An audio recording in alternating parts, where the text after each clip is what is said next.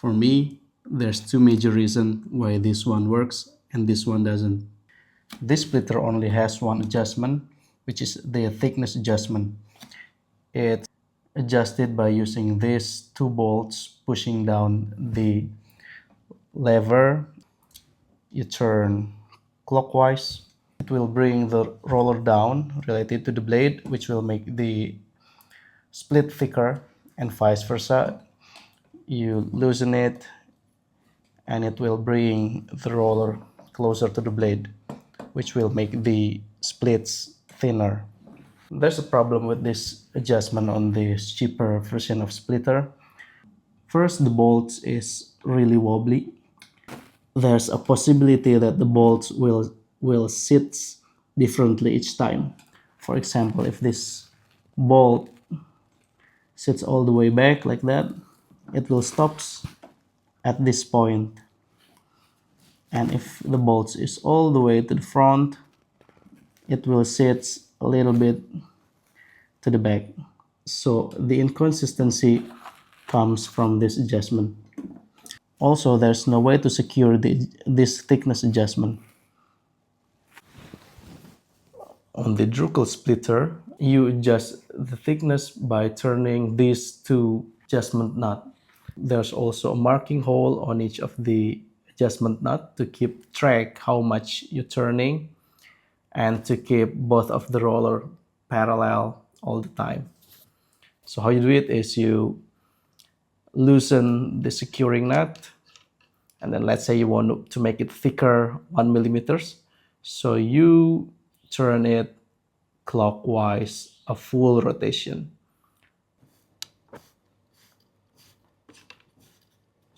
Stops at 6 o'clock marks, and then secure the adjustment. That way the roller won't move anywhere. So the second problem is there's no way in the splitter to finally adjust this roller to move closer to the blade or further away from the blade. You actually can move the blade forward by loosening these two bolts and then move manually, but it's quite hard to do also. As you're pulling the leather back, there's possibility the blade will follow. So this horizontal adjustment is really crucial to the splitting result. So you can fine tune it by turning these two long bolts at the back of the machine. You can turn it clockwise to make the roller further from the blade,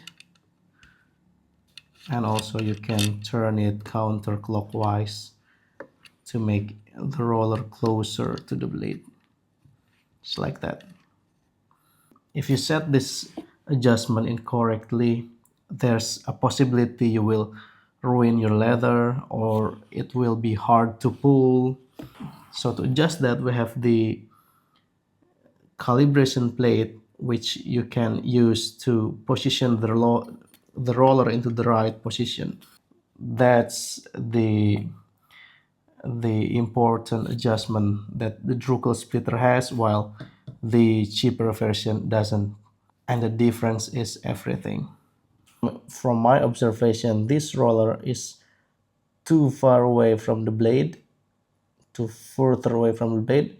It should be a little bit closer to the blade so it will make a good split.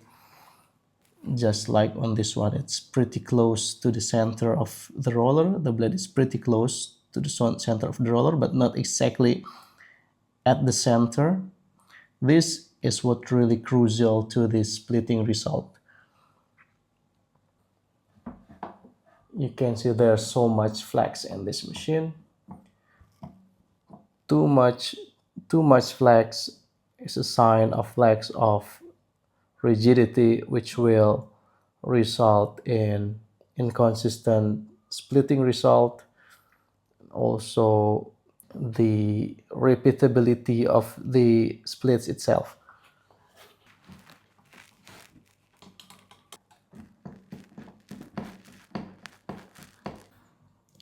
Also, the blade on this splitter sticks out too much, while on this Drückel sticks out just a little bit, just enough to make a split.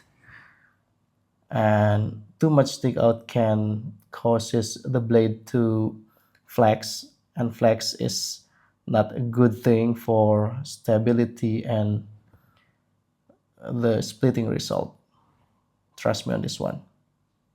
So that's my take on why this splitter works for me, and this one tends to struggle when it comes to precision, to consistency and reliability. So to clear things up, I make this video not to criticize the cheaper version.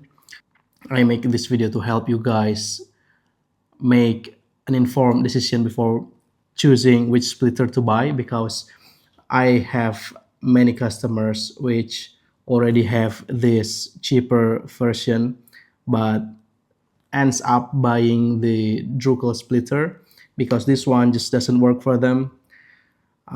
If it works for you, it's good, but it's not, you might want to consider this one. So I added a little bit more description on the caption, so make sure you read it.